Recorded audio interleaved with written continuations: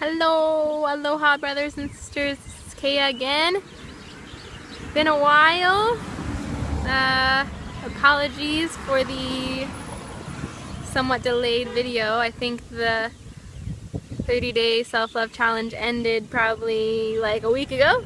But I've been a little busy with 10-day silent meditation retreats and traveling to Cambodia. So I am now currently in Siem Reap, Cambodia, and I've been wanting to make a video, but I was hoping to find a good place to actually make it, with a good setting, scenery for you guys, and I came upon this gorgeous lotus field on my way to a temple not too far from here. I thought I'd share it with you. Isn't it lovely? Hope you can see it. But yeah, so I'm hanging out in front of a lotus field in Siem Reap, Cambodia. But anyway, yeah, the self-love challenge ended a few days ago, or maybe a week ago more so, like 5 days ago, something like that. And I'd stopped making videos because I didn't feel as inspired to make them every day. They felt pretty forced, and I didn't want to force things. I didn't think it would be as inspiring if it was forced, so figured I'd wait until I felt inspired. But on the last day of the self-love challenge, it's funny because I hadn't actually been thinking about it too much, kind of forgotten about it really while I was meditating at the Vipassana retreat. And then one day while I was meditating in my cell, and yes, they're called cells, my friend compared the retreat center to a prison when she'd been there at one in Malaysia. And honestly, on the surface level, yes, they totally seem like prisons. Just very strict, and like you're totally isolated. You don't even make eye contact with people. And then they have cells, which are literally these little boxes with seats in them that you sit in to meditate, almost like solitary confinement style. But to me, it definitely was not prison at all. At first it kind of did, but I realized, like, if prisons had some of the most loving, kind, generous, genuine prison guards in the whole world, and if they smelled like very clean Asian women, then yes, it would totally have been a prison. But yeah, for me it was just the most, very possibly the most life-changing experience I've ever had. And I think it was just because of the incredible amount of clarity I got from that experience. Clarity about my past, about my path, my journey, even not even in this life, but like lives past. I realized I can't doubt the fact that I had lived before, that I'd practiced Vipassana before, because every day when he would give his Dharma talks, the teacher, Goenka Ji, who is a really, really awesome, incredible Vipassana teacher being, I don't know, I'd heard him before, and everything he said made so much sense to me. And even on the last day, his last Dharma talk, he said that students would show up to his classes and he had no idea why so many students were coming when nobody knew about Vipassana. And they said to him, when he would ask them why they were there, they would say, like, because I'd heard you before. I'd done this before. I knew I had to have done this in a past life. And I was just floored, because that's exactly the feeling I had. Every day when I'd hear him, he would just like read my mind, and so much of what I'd felt about myself and the world and my place in it, it like all made so much sense to me. And so the amount of clarity I gained while I was in there was just incredible.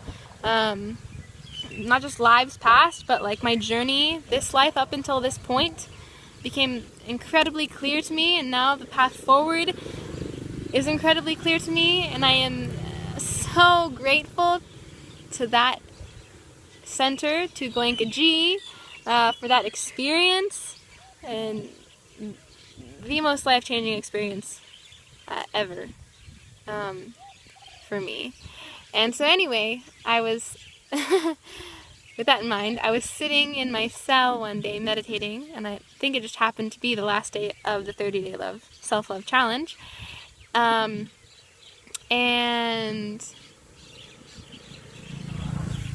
because of the amount of clarity I was able to gain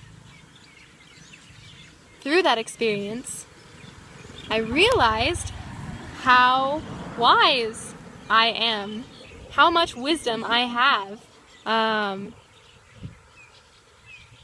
Because not only did this experience show me that I'd been onto something my entire life, that I'd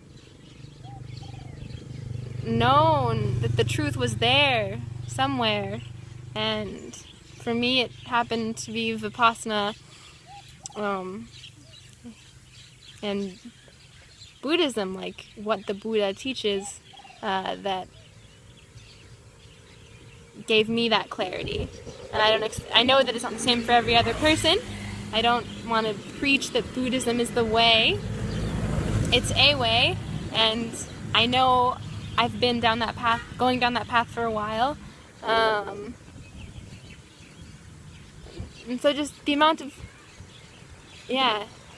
clarity I had during that experience really showed me how wise an individual I am to have been onto something this whole time, and then go to a retreat center where the teacher is basically telling me everything I've ever felt about myself and the world and my place in it was right, I was on the path, that I understood it on some subconscious level,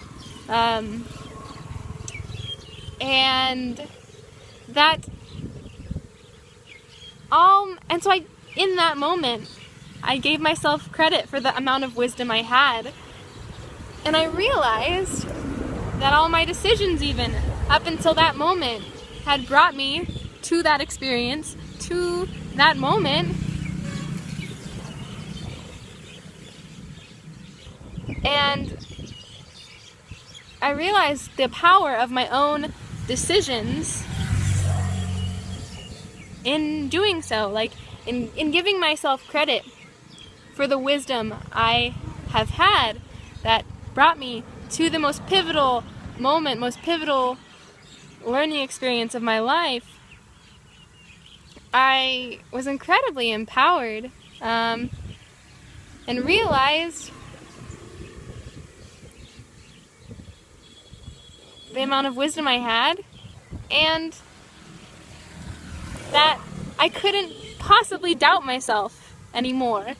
I realized that one of the biggest things that probably maybe the biggest challenges I've had in life, and the biggest hindrance I've had in being able to love myself and therefore love other people, was self-doubt. Doubt of whether I was doing the right thing or saying the right thing, especially in relationships. I would always second guess myself.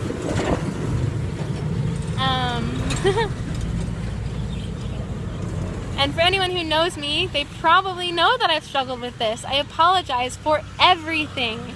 I say I'm sorry all the time for no reason. No reason. To the point where people have been like, you know what? Your apologies don't even matter to me anymore. Like, they don't faze me at all because you say sorry so much. Like, how am I supposed to believe you?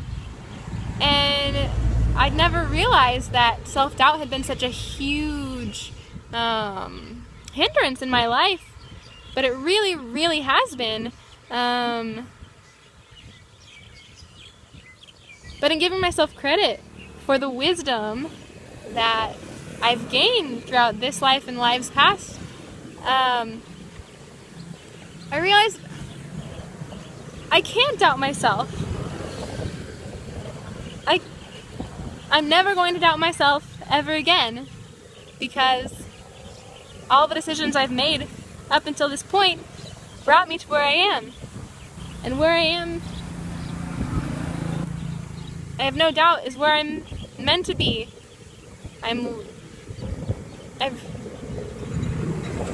Especially when I was at the retreat, like, I knew that that retreat, that center, that experience was a pivotal moment, a pivotal point in my life. And it was my own decisions that took me there. It was my own wisdom that took me there. And I realized there was no right and wrong. Just decisions and the consequences of them, and the consequences of all the decisions I'd made, that ultimately brought me there, here, now, making this video. And how could I possibly doubt myself when I know that there is no wrong? There is no right. There's only the consequences, and then the way we choose to see those consequences. The opportunities we choose to make out of those consequences. The decisions we make.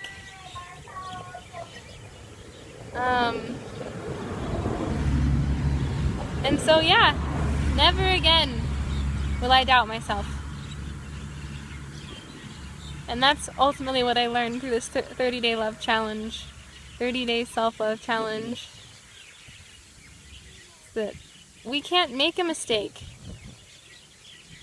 in accepting ourselves as we are every moment, and the world around us as it is every moment. You realize, and even in Buddhism they preach this, they practice this, like, that truth is objective. There is no good, there is no bad, there is no right, there is no wrong, there is only the truth. And what we choose to do with it. And our lack of awareness is what keeps us from making decisions that benefit us and others. Making decisions in ignorance. Making decisions out of fear, out of doubt, which is what I was doing.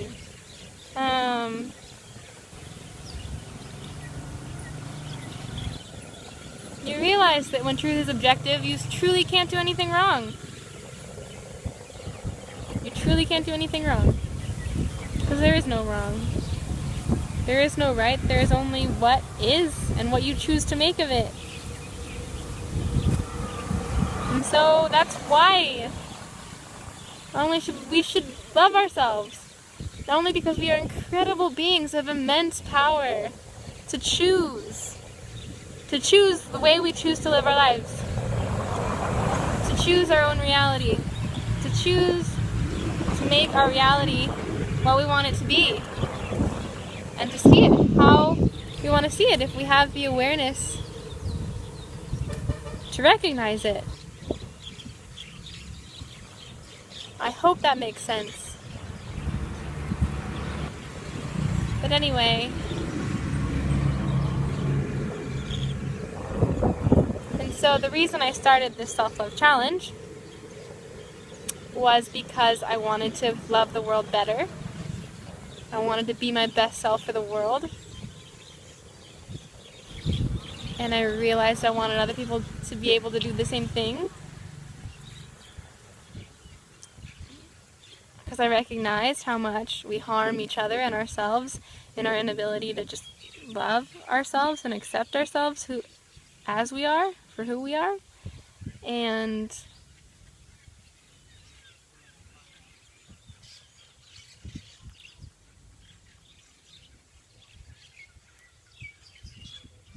I now realize now I've gotten out of my own way, I guess. I've gotten out of my own way, and now that I'm not going to ever doubt myself ever again.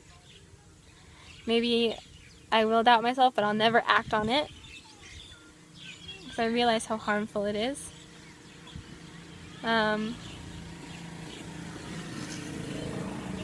I can better love the world around me without getting in my own way. It's a really beautiful thing.